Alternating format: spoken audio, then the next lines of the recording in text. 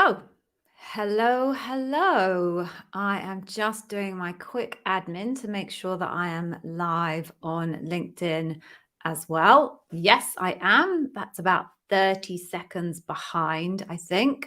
So, hello, everybody. If you can hear me, can you just type something in the comments so I know that I am audible to you?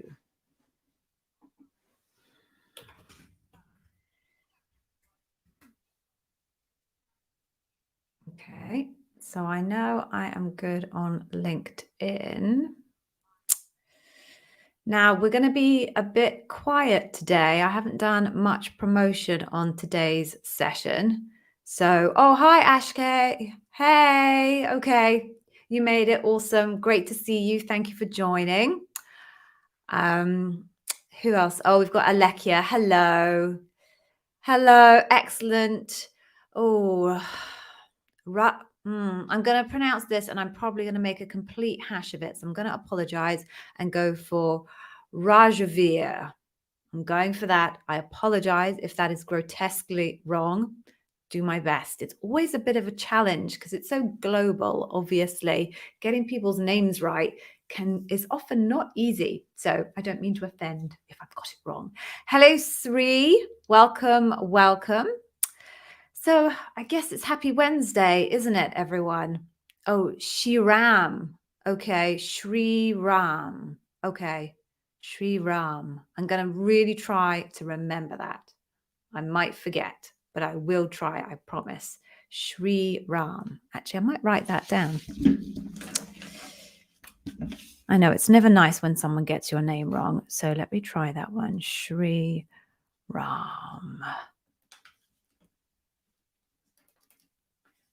Got it. Okay.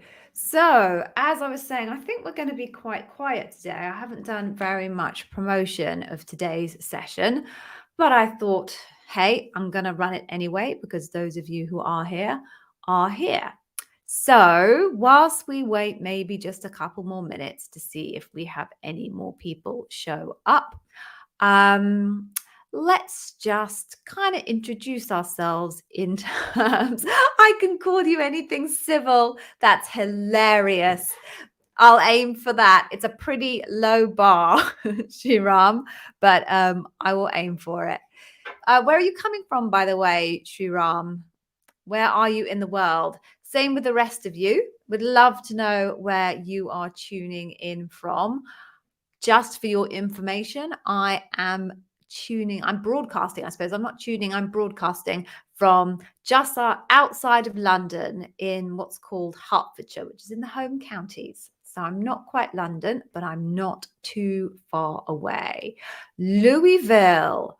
Ooh, interesting. I think you're probably one of the first people I've had from Louisville. I don't remember anyone ever saying that.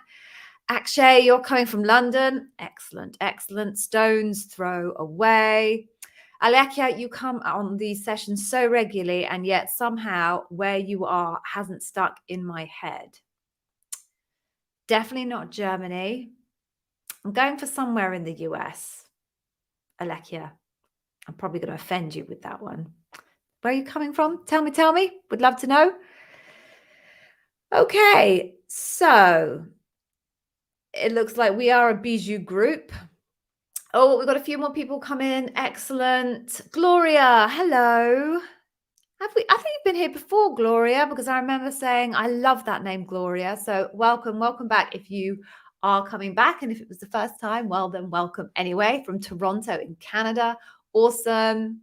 Alika from Texas. Excellent. Arth from New York. Someone challenged me on my session the other day to do a New York accent, and it was a complete disaster. I completely humiliated myself. So there's no way I'm going to do that again this time.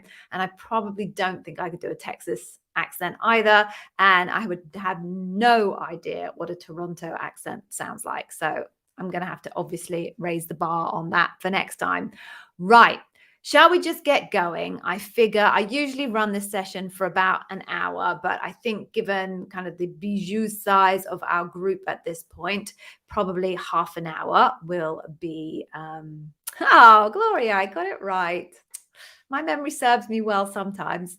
I think half an hour will probably cover it, but I will go as long as you guys, you folks, have questions to ask. So let me do my intro. I am Gigi. Gloria obviously has heard this before, and I am the Amazon interview whiz.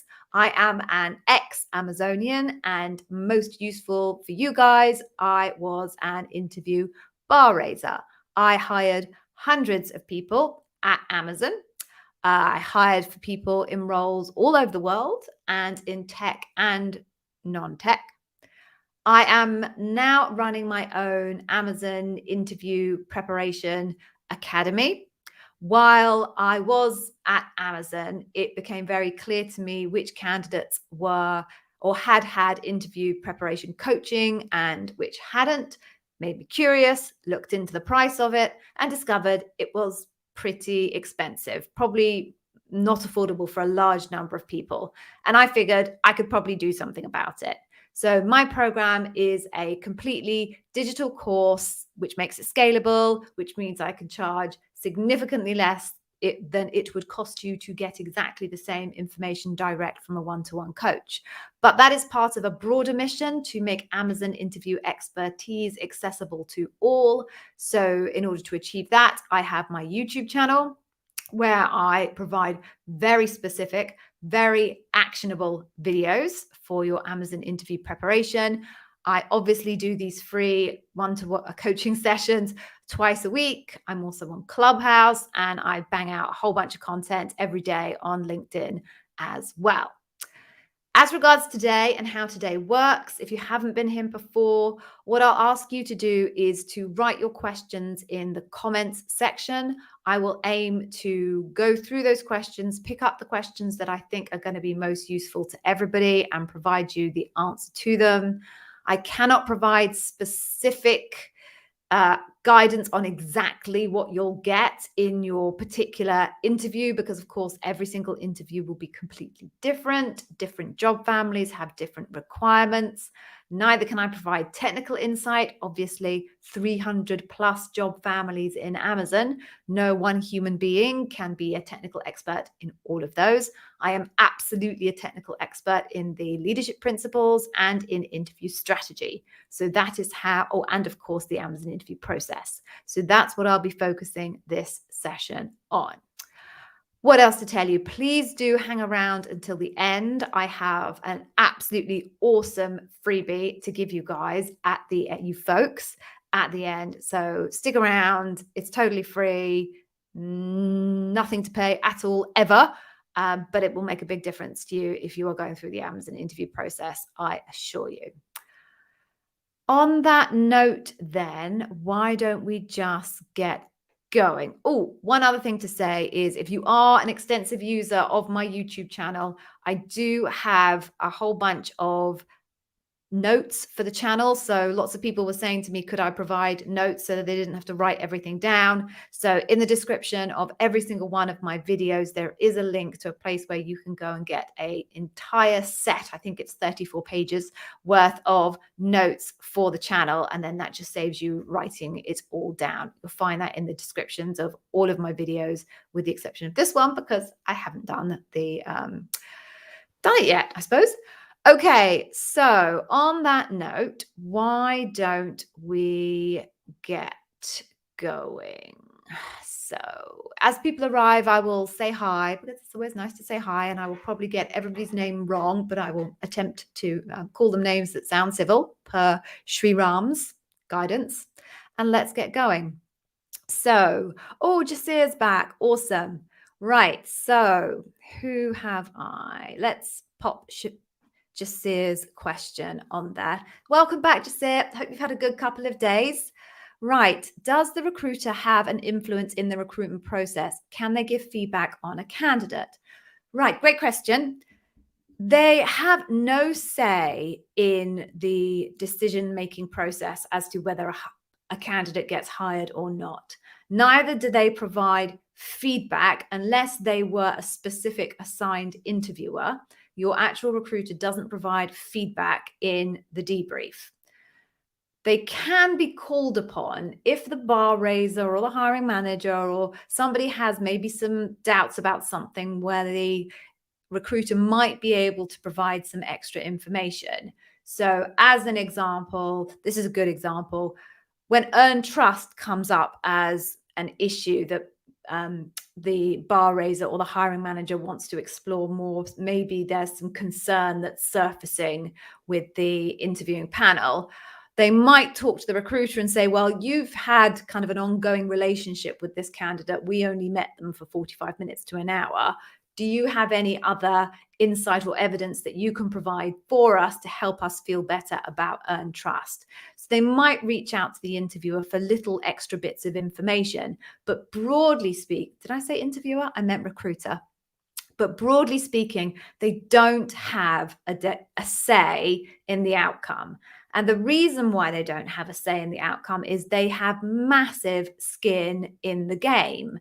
If you get hired, they get rewarded. They have goals and they need to achieve a certain number of hires in a certain period of time.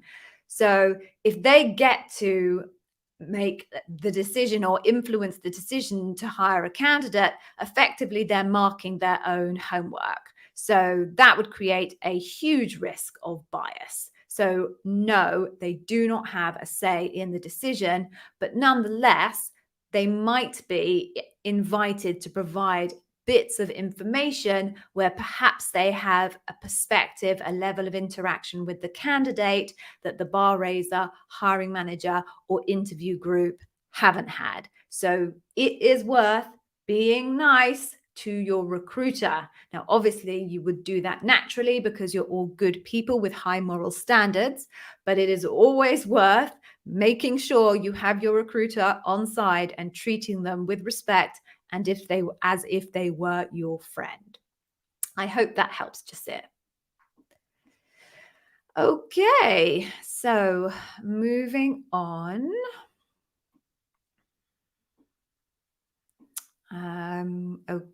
Okay. Oh, Marina. So you've got in. Congratulations. Crowd goes wild. So I absolutely love to be able to post these messages up. Not only does it obviously make me feel good that my efforts are rewarding and delivering results and people are landing the roles, but I also put them up because I know I've done it myself. I know how difficult the Amazon interview process is. I know how much preparation you have to go through in order to be able to even sit in your first round of interviews, let alone make your way through the whole thing. There are a lot of roles out there. There are a lot of people that apply for those roles. So on kind of number of people to roles, the vast majority of people won't actually get a job. That's just the statistics of it. But Amazon has, last stat I read was 1.3 million employees globally. So there are plenty of people that do land jobs, and Marina is one of them. So congratulations, Marina. You are more than welcome. Let us know what job it is what role is it you've landed. I'm very curious. It'd be good to know that. But congratulations. Enjoy your first day one and your many, many day ones to come. You will have an awesome career. You will work with the smartest people you will ever meet in your entire life. And one way or another, when you leave Amazon, you will be a changed professional for the better. Absolutely no doubt about it. Congratulations. Well done. Okie dokie. So, do we have any other questions, people? We are, as I've said, a small group today. I had some interesting challenges with my Google Ads, so not the level of promotion I usually have. Anything else I can help anybody with? sometimes there's a delay as well between YouTube and LinkedIn and StreamYard. So let me know. I am here to help. Oh, we got another one.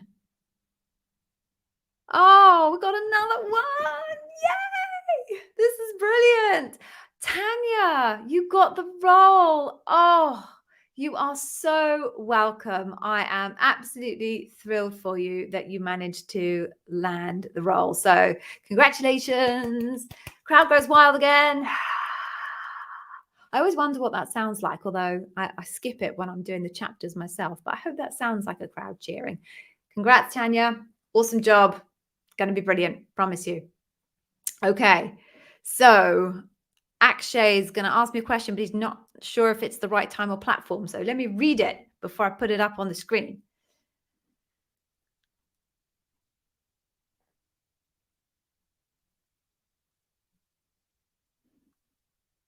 Okay. Second part to that, Akshay. Are you furiously typing away? I give you a couple of seconds to finish typing. I still want to know from Marina and Tanya what roles you managed to land. That would be good to know. Just to share the joy. Oh, okay, Akshay. Okay, so you got all the way through to panel and the feedback you got, which you had to work on your examples for the future. And you are asking me, what are my thoughts on that? What's looked for in examples? So that type of feedback is so generic, it's unhelpful, I think. That's kind of the type of feedback that is no feedback. So I don't think that's particularly useful from your recruiter. So I can't tell you exactly what that means because it means everything and it means nothing. But I will tell you about what I and what all the other interviewers are going to be looking for in your examples. So the first thing is they are looking to see the behaviors of the Amazon leadership principles demonstrated. So you really, really do need to understand the leadership principles and have examples that link to them. Second thing that they're going to be looking for is scope and complexity. So jobs at Amazon in general are much more complex and have a broader set of responsibilities than the equivalent roles in other organizations. So you will need to be really focused on bringing to the table your examples that have the greatest scope and complexity, because they are going to need to be confident that you have the capability and the experience to deal with the role that is of that kind of variety, seniority, impact, all of those things. So that's the next thing. Leadership principles, behaviors, scope, and complexity. The third thing they're going to be looking for is relevance to the role. There are obviously lots of people that do career shifts, and the data that they can bring to the table for that interview is often not directly related to that role. If that's you, that's fine, because your interviewer will know and will be expecting it because they'll have seen your resume or CV from the UK. If, however, the role that you are applying for is somewhat similar to your experience and background, the other thing that they're going to be looking for is, are you bringing examples to the table that show you have the appropriate technical skills and experience to do that particular role? That's really the three key things that an interviewer is looking for in your examples. Because there are three key things in there, I obviously cannot tell you, Akshay, which of those three things that person that provided you that feedback was talking about, because quite frankly, that's the interview. Your examples are the interview in its entirety. So I know you've noticed there that you also thought that that was completely useless, generic feedback. It was. So I can't give you specific guidance, but obviously, if you think about those three things that I've just described and then go back to the job description, go back to the answers that you know you gave in interview. I hope you took my advice from my YouTube channel and wrote down everything you could remember from your interview. Then perhaps you could start to bridge where you may do some additional work and enhancements and optimization for your examples for the next time round. I hope that was helpful.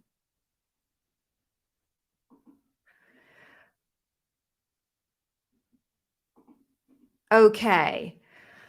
Hey, Arth. So, how to prepare for Bar Raiser? Are all of the questions going to be behavioral?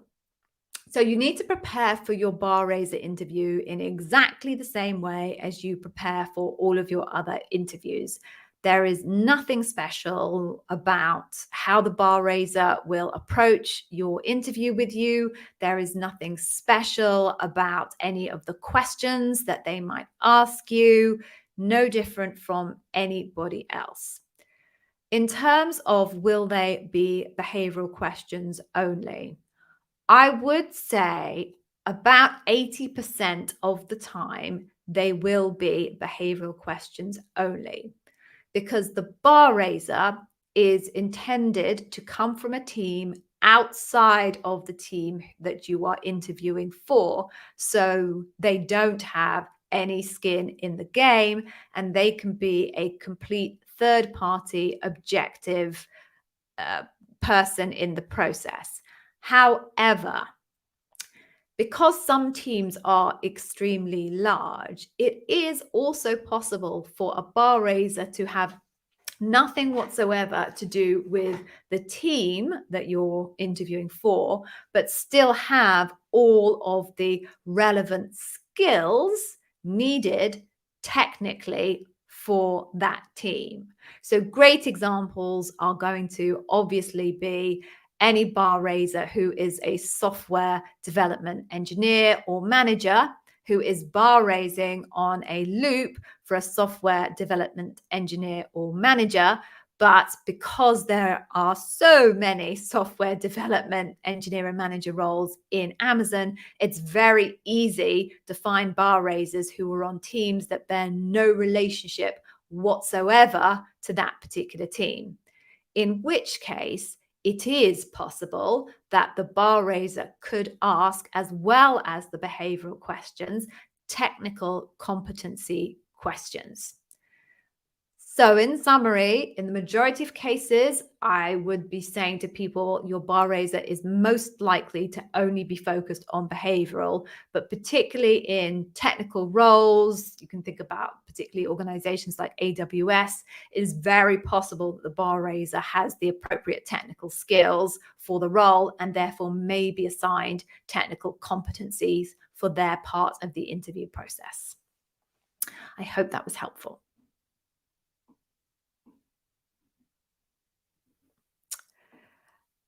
Okie dokie, Gloria. You are very welcome for these sessions. If you fail an interview, should one wait a few weeks or months before applying? Okay. The best place to start with that is your recruiter.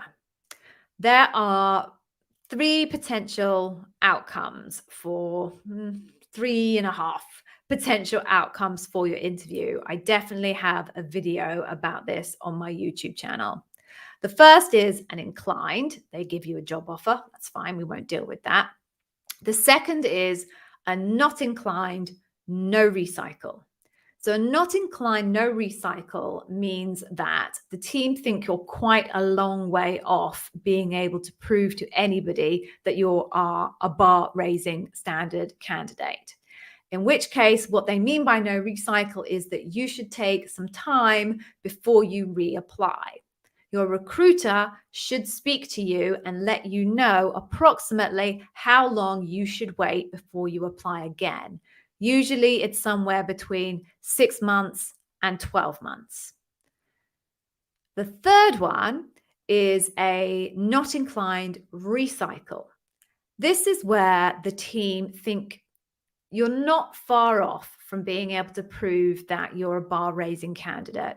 Either maybe today just wasn't your day and you just didn't perform as well as they think instinctively you probably could, or it might be that although you were strong overall, you weren't strong enough in the key leadership principles that they care about the most for that particular role. If that's the case, their outcome will be not inclined recycle, where they will tell the recruiter, although they're not inclined to hire you, they think you should feel free to apply immediately to any other roles that attract you in Amazon. Now, I mentioned a half. That half is where the outcome is still not inclined recycle, but the team actually feel really passionately that you could raise the bar if you applied for a different role. In which case, what they'll do, the bar raiser will instruct the recruiter to see if they can support you in looking for another role in the organization. In which case, the recruiter might be able to find you an alternative role and hand you off to the recruiter for that role, or perhaps you'll find yourself another role, speak to the recruiter and ask for an introduction to the recruiter for the other role. So that's the half. The key here is you actually need to ask your recruiter, and just don't be embarrassed, come straight out with it and say, once you're told they're not inclined, what's the situation with me applying again? Can I apply again immediately to a different role? And see what answer you get, because there's no one fixed answer for everybody. I hope that helps. Okie dokie. Moving on then. Can interviewers ask you questions that are not related to leadership principles? Yes, they can ask you questions that are not related to leadership principles. So when you're trained to be an interviewer, one of the key things that you're trained on is warming up the candidate. It would be very strange to walk immediately into an interview and me to say, "Hi, I'm Gigi. Right, let's get going. Tell me about a time when yada, yada, yada." So everybody is trained to ask questions, especially for warm up. You get a huge range of warm-up questions. Different people will ask such different things. You folks will all know about the why Amazon, why this role, tell me about yourself, tell me about a project that you're most proud of, tell me about something you're working on at the moment that you really enjoy. Those are all very standard warm-up questions.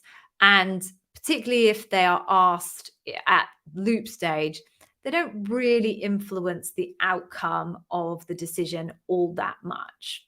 Really, it's the leadership principle, behavioural, and obviously technical competency where relevant questions that will be the main drivers of the decision that is made to hire you or not hire you. Now, other interviewers may also ask other questions. There are obviously these questions about, tell me about your weakness, tell me about your strengths. Those types of random questions, they happen. They're not part of the official Amazon interview training that anybody goes through, and they won't really be part of the decision-making process, particularly when a bar raiser is involved, so at loop. But if an interviewer asks you those questions, particularly in early rounds where there's no oversight and it's just them making the decision as to whether to move you on to the next round, it is possible that your answers to those questions will influence their personal decision to move you forward or not. So yes, they can definitely ask you questions that are not leadership principle focused. And particularly in the earlier rounds where there's no bar raiser oversight, the answers to those questions can influence their decision, even if they're not meant to influence their decision, because really it is only the leadership principles and the technical competency data that is meant to influence the decision to move you on stages or hire you. obviously they're human beings and they will have natural inclinations to make decisions based on other data that they have gathered, rightly or wrongly. I hope that helps. Okie dokie. Moving on.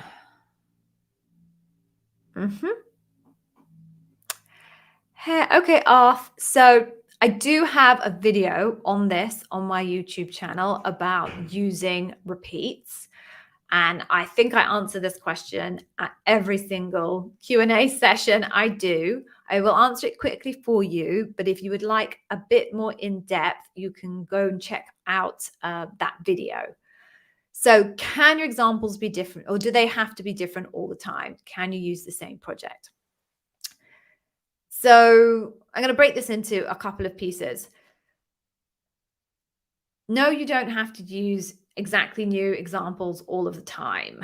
There comes a point where you just run out of examples. Either you're quite junior and you don't have a large range of career history, or even if you're very senior, you may have gone through enough interviews that you've been asked so many questions, like potentially up to 20, 25, you've just run out of good quality examples. So you can definitely use the same example again, or at least the same scenario again. My strong guidance is if you're going to reuse it, you need to reuse it for a completely different leadership principle question that you are being asked, and you should practice your example and articulating that example, leaning really, really heavily into one leadership principle and really, really heavily into another leadership principle. If you happen to be an Amazon Interviewers Academy member and you have the interview preparation masterclass, I do a really good demo of how you can do that with exactly the same example, but leaning into two different leadership principles and making them sound like they are completely different examples. You have to be careful how many times you repeat. If you're pretty junior, then, if you're an L4 and L5, I, as a bar raiser, and by the way, there's no rules here, this is just kind of based on my experience as a bar raiser at Amazon. I, as a bar raiser and an interviewer at Amazon, would have been relatively comfortable if I was interviewing a kind of an entry-level candidate and I saw all of their data overall by the end of loop, and I saw 4, even 5 repeats. I can get comfortable with that. If they're a bit more senior and they're L6 level, probably 2 or 3 repeats I would be able to live with. Once you get to kind of senior leaders, L7s, the senior managers, really I'm expecting 1 repeat. 2 would make me feel a bit itchy, but I might be able to get comfortable with it. And that's because when you're operating at that level, you want to know that that person is a consistent high performer, and therefore you want to be confident. You want lots of examples that are fresh and impressive. And if you're operating at that level, you've probably got a decent chunk of career history behind you, and therefore you don't really have an excuse that you haven't had enough time to gather high quality examples. The other part of it that I was talking about when I said 2 parts is one challenge that tends to happen is there are particular roles where people have jobs that take a long time to deliver the output. They can easily work on one project for 6 months or a year. Market research people tend to kind of suffer that, as well as large kind of program managers, project managers. My guidance to those people is to break down those projects into small chunks. They will all have different phases if you've got a large project that was running over a 6 to 12 month period. So to step back, look at the kind of timeline of that entire project and break it down into chunks based on its phases. So even though you are talking about the same project through a number of examples, it will be a different phase of that project. And what you can do is introduce, I'm going to talk about this huge project that took me a whole year, but I'm going to focus particularly on this phase of it. So the interviewer knows when they read the notes of all of the other interviewers and suddenly you're talking about what would appear to be the same project, they're prepared for it and they fully understand the reason why you've referred back to that same project, but that very specifically you've broken it down into those chunks. I hope that helps.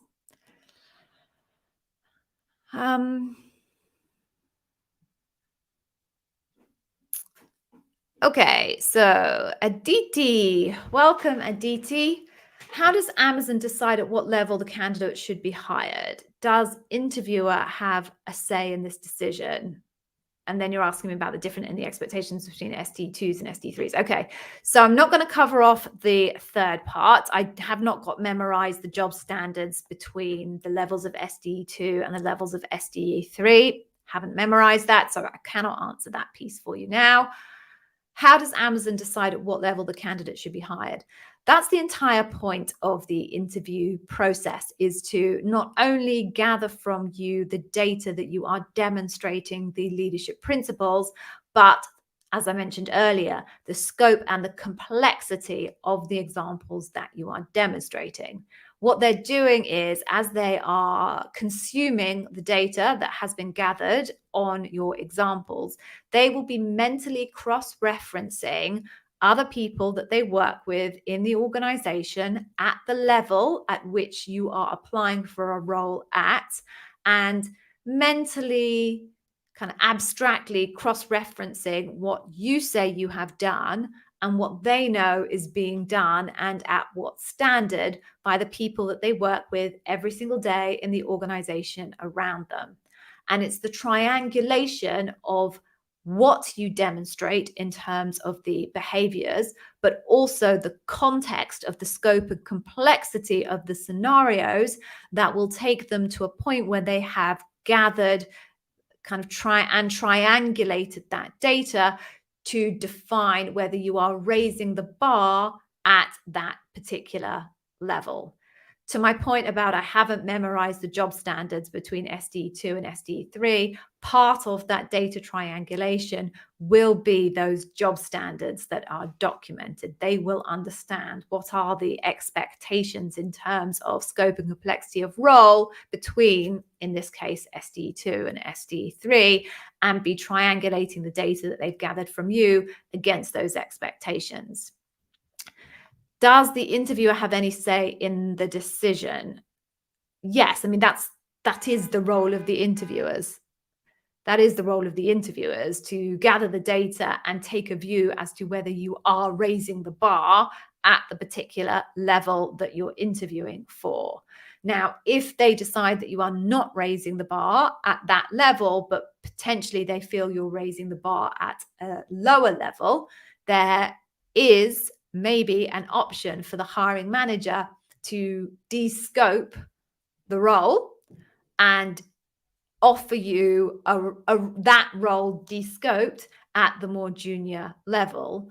Or what else also happens if there are different processes where they are just interviewing for software development engineers and there's no particular role that they're going to assign you, they're just simply interviewing for software development engineers, deciding at what level you raise the bar. It's the same mental process, deciding at what level you would raise the bar, and then potentially once they've identified that you are a bar raising SDE2, they would then go out and try and find you an SDE2 role. Different teams do it differently. There are bulk interview processes. There are also interview processes just for very specific roles.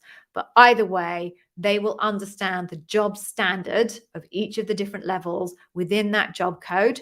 They will have the context of all of the people that are operating in the business around them in that job code at that level. And they will then cross-reference the data that you have provided them in interview against those other data points to determine at what level you are raising the bar. I hope that's helpful. Okay.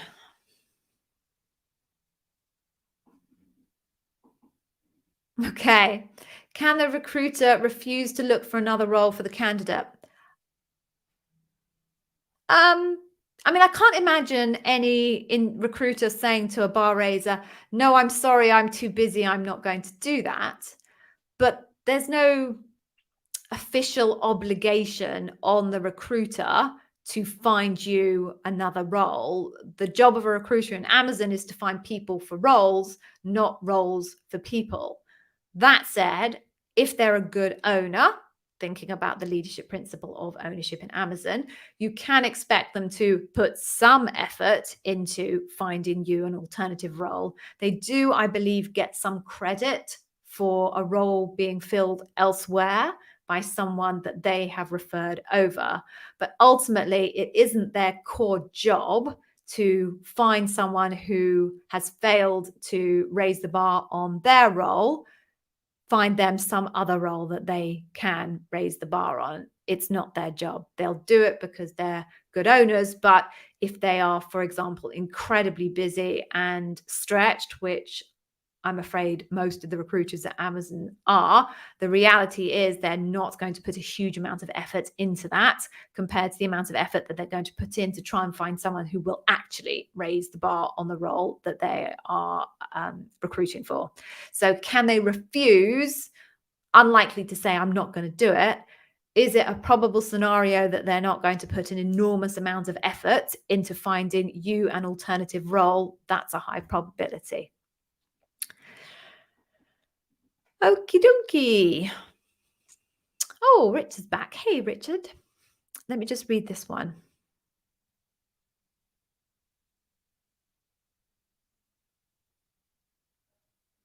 Oh, okay. Yeah, understand, Richard. There's no question here, but yeah, I get you. But I think the one thing to bear in mind, Richard, is how there are studies that prove that there is very little correlation between a candidate's perception of how an interview turned out and how the interviewer felt the interview turned out. So absolutely. I'm sure you'll be thinking every frame of it over and over. I hope you've written down everything that happened in the interview, everything they said, everything you said, because you might need it moving forward. But don't overthink it. All you can do really now, Richard, is wait. Good luck. I have my fingers crossed for you. Okie dokie. Let's move on and see what else we have.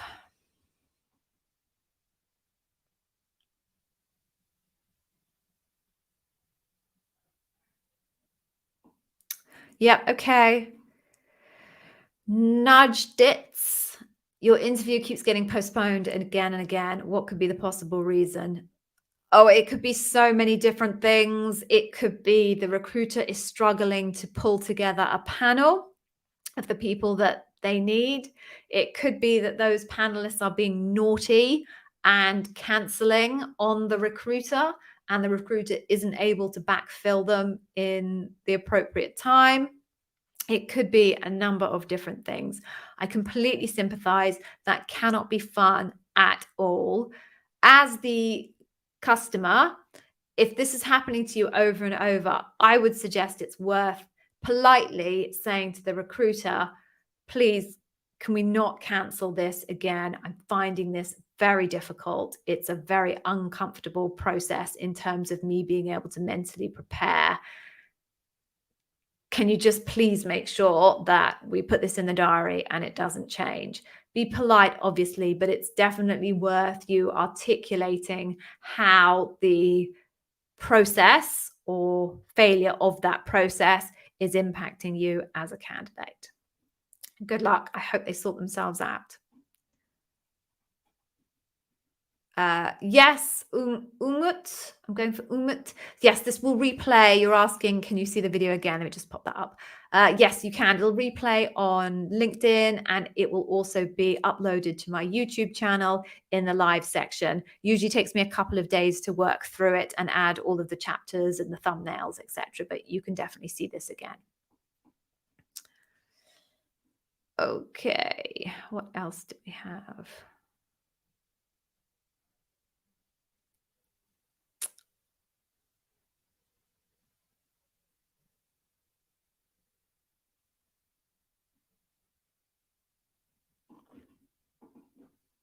Okay. Umut. So this is a specific question, so I'm able to pull this up. There are a few questions above you where people are just asking me general questions, and this it's just impossible for me to answer those. So I've picked one of yours that's a very specific question. So you're saying that you've chosen an interview slot that's late in the day. Is it a bad thing for the Amazonians? You know, some people are great in the morning, some people are great in the afternoon, some people are great late at night. There's no one truth here about whether you should pick a particular slot in the day. Actually, what you need to try and do is pick the slot in the day that works best for you. So if you are a late afternoon, late in the day type person, then you should aim for a late in the day slot. That won't work once you get to Loop because you've got so many interviews, they'll run from morning till afternoon. But in the early stages, focus on what works best for you. Who knows with the Amazonian on the other side, particularly depends if they're even in the same time zone as you are, which often isn't the case. Okay.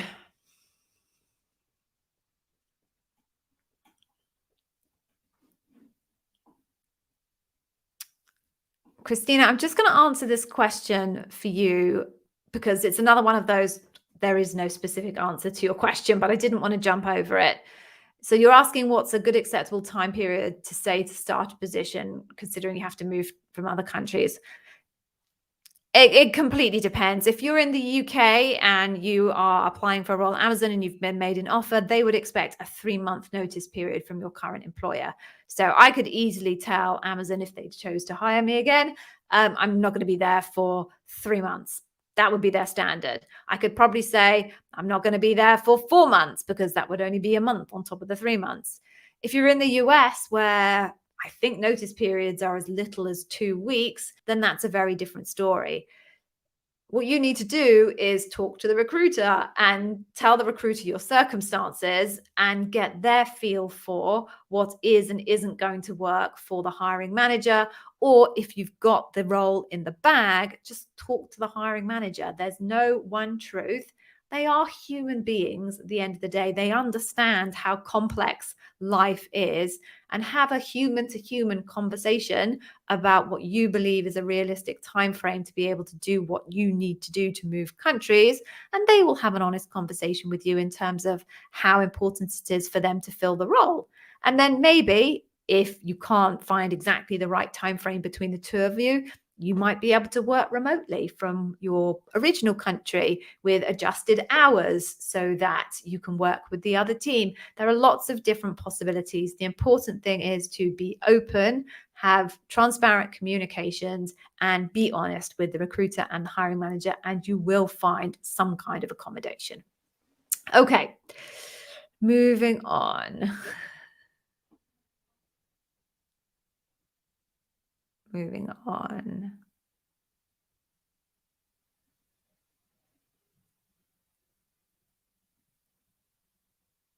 Sorry, I'm reading through. There's a whole bunch of very broad questions on this list, which again, I'm not going to be able to answer. Someone's asking me to talk about the 14 leadership principles. I've got a digital program that takes 10 and a half hours to talk about the 14 leadership principles. So if you really want to understand them, which you have to do if you're going to interview at Amazon, then first of all, read them from the Amazon website. And if you really want to understand them, I'm going to give you a freebie at the end so you can see what my course is like. And maybe you might choose to deep dive into them properly with my course. But general questions about the type of interview that you'll have for a specific role, I'm sorry, I can't do that in this session. Okay, so let me have a look. Right.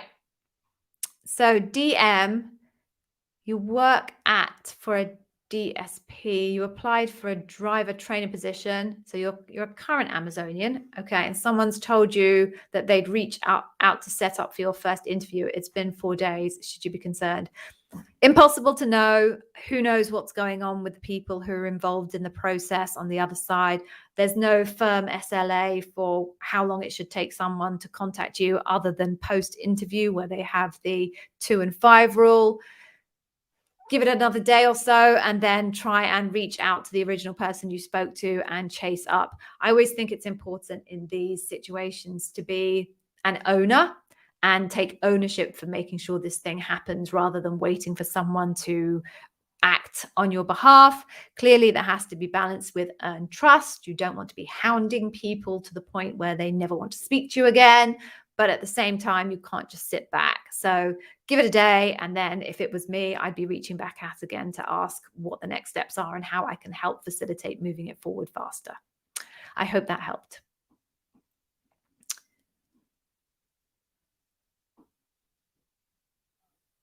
Oops, bit of a skip there.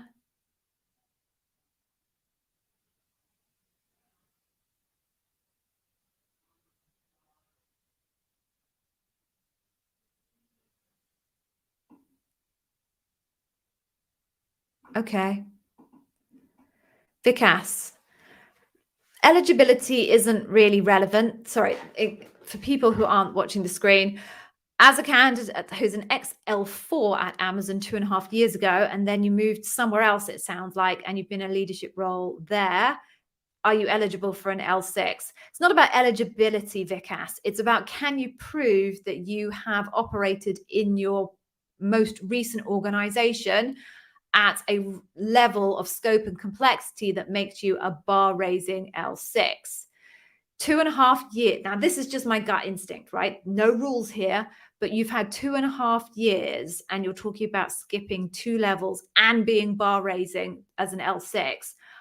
I think that was pretty extraordinary. I think the probability of that being the history of someone who could prove themselves to be a bar raising L6 is unlikely, but maybe you are that person. Maybe you had the most extraordinary 2.5 years of your entire career, and you are going to be able to convince them that you are bar raising.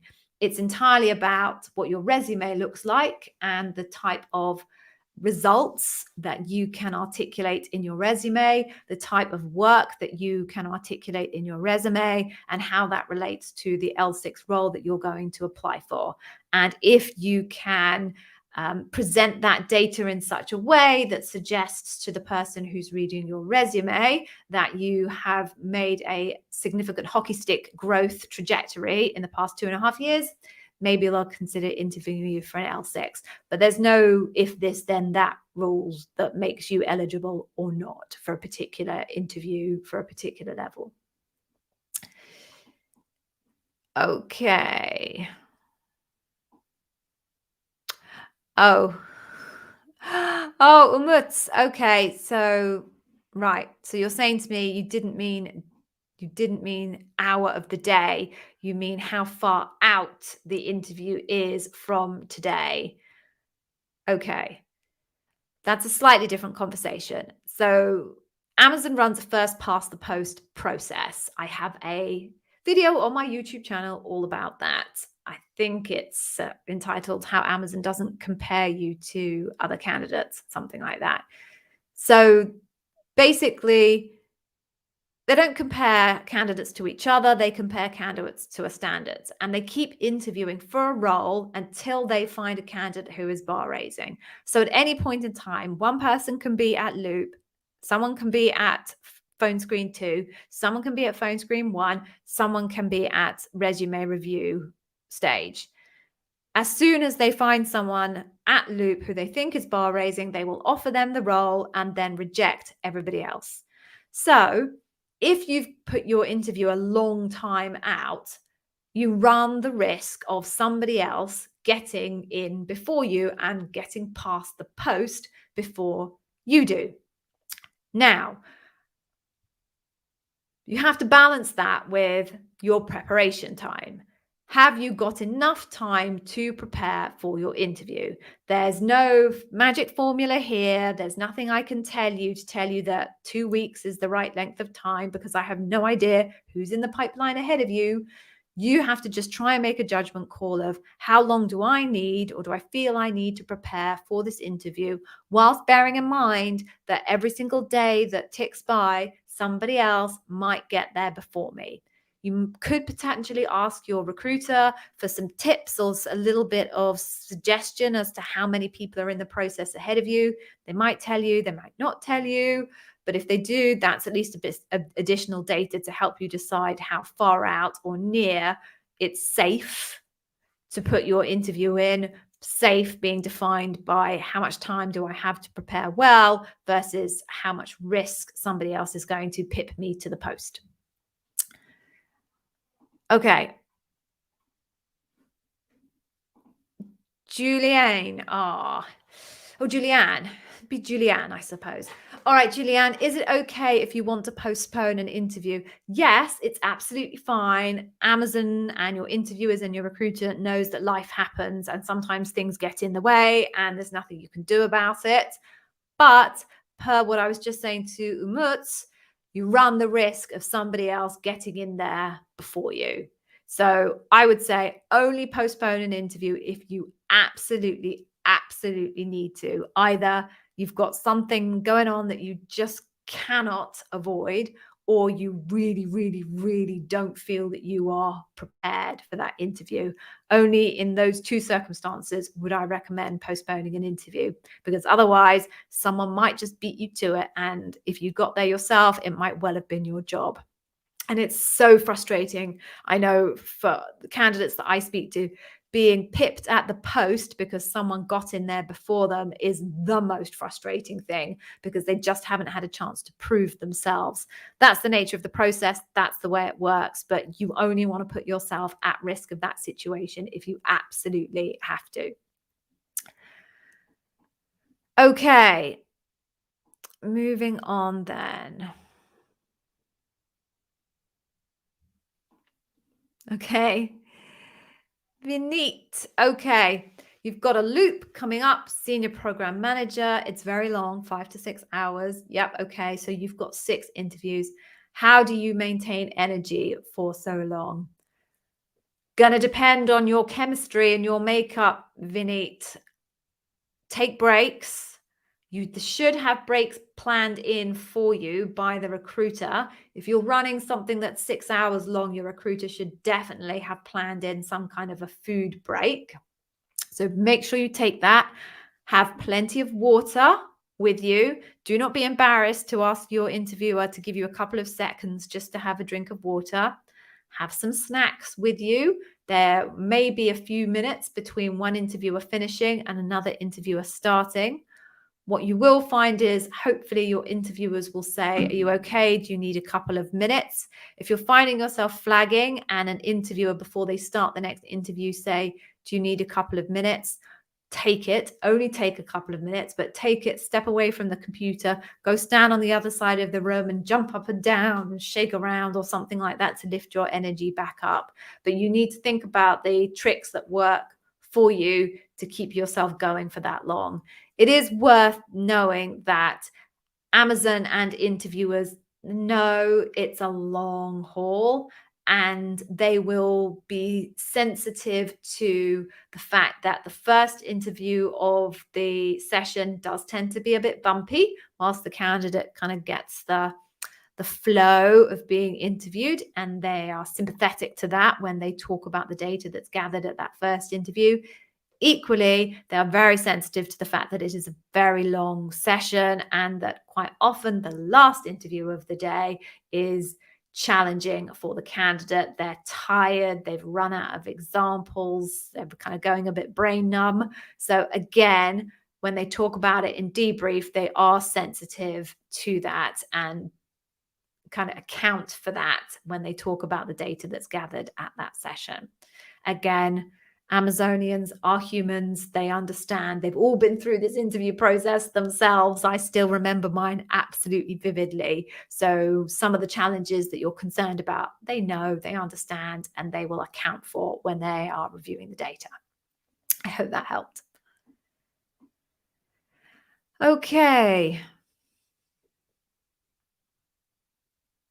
Okay, Jay Campos. Hello. You're very welcome. You had your loop on Monday. Okay, so the most recent Monday, I assume you mean. You're waiting for the good news. I love the optimism. How much time can it take to have an answer? So Amazon has an SLA that they try and meet. It is 2 working days post interview for early rounds, and it's 5 working days post interview for loop. So if you had your loop interview just the Monday that's gone, you can't count the Monday. The clock starts ticking on Tuesday. So Tuesday, Wednesday, Thursday, Friday. You can't count Saturday and Sunday because they're not working days. Then Monday. So you should expect to hear no later than Monday, maybe Tuesday next week. Sometimes the answer will come in earlier because they've been able to get the debrief in earlier. So you can expect it to come back anytime between now and next Monday/Tuesday. Fingers crossed for you. Let me know.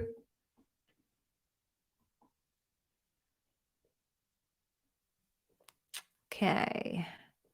Let's just do a quick time. Where's my phone? Here it is. Do a quick time check. Oh, okay. We're at time. That ran for much longer than I thought it would. And the time went really fast. Okay, let me just see if I can find one more question that I can answer for everybody that is generally useful.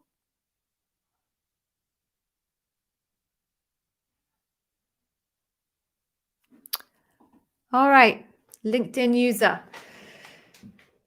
So you're a complete novice when it comes to knowing how Amazon operates. Most people are to begin with. You applied for a position and you've been contacted by a recruiter. How should you start to prepare? So what a mentee of mine says, you should start to study before you even know whether you're going to get an interview. And her philosophy there is that even if you don't get an interview this time, if you want to work for that company, likelihood is you'll apply again. And therefore, any homework that you do now is going to provide you value downstream. So you can never start studying too early. So my advice to you would be, if we were to follow the philosophy of my mentee, that you should start now understanding the leadership principles, finding examples in your career history that align to those leadership principles, trying to make sure those examples have the largest scope and complexity possible, and trying to make sure that those examples have reflect the type of technical competencies associated with the role. You can start as simply as reading the leadership principles on the Amazon website. There's enormous amount of information on my YouTube channel and a few other YouTube channels out there from ex-Amazonians that will help you understand the process and the strategic nuances of how to interview with Amazon. Or if you really, really want to make sure that you're super well prepared, I have obviously my Amazon Interview Whiz Academy course, which you can do, which is a deep dive into every single one of the leadership principles. It all starts with the leadership principles. So if you're asking me how you should start to prepare, start with the leadership principles. Really, really understand those leadership principles and what they mean, and try and interpret what Amazon is looking for, or go buy yourself a course that will explain to you very simply what they're looking for. I hope that helps. Okay, so I think we are done for today. We are out of time. So let me quickly, I told you at the beginning I would give you an incredible freebie. I've talked a couple of times about the Amazon Interview Whiz Academy. If you head to this URL here, you will be able to get my Amazon Interview Whiz Academy Customer Obsession Masterclass completely free. I offer that completely free because obviously I want you to use my content, see my content, believe it's amazing, and buy other elements of my content. But equally, if I'm going to give away anything for free, Customer Obsession is the one, because every single one of you, if you make it through the Amazon process, will get asked about Customer Obsession at some point. It's the most important leadership principle from Amazon, without question. So please head out to that URL. I promise you, if you take up the course, I will not chase you with marketing. It's not something I do. I'm a marketer. I know that's strange, but I want my content to stand on its own 2 feet. If you don't grab it now in terms of the URL, you'll find it in the details of every single one of my videos on YouTube. It's on my About section on LinkedIn. You can Google Amazon Interview Whiz and I will appear in the Google results. So please head out, go and get yourself that course. I promise you, you will not regret it. Right. So I think we are done for the day. Just to let you know, I will not be back next Monday or Wednesday. I am going on holiday/vacation, depending on what country you're in. So I will be back again a week on Monday. So well done, guys, who managed to get themselves roles. Amazing. Just incredible. You'll have a great career. For those of you with interviews coming up, fingers crossed. And if you haven't already made your way through my YouTube videos, please, please do. I promise you, every single one of them is going to be relevant to every single one of you, with the exception of the ones for graduates and military, which are very specific. But everything else is gold dust to the rest of you. Thank you for joining. Please take care, and I will see you maybe a week on Monday. Be safe. Take care. Bye bye.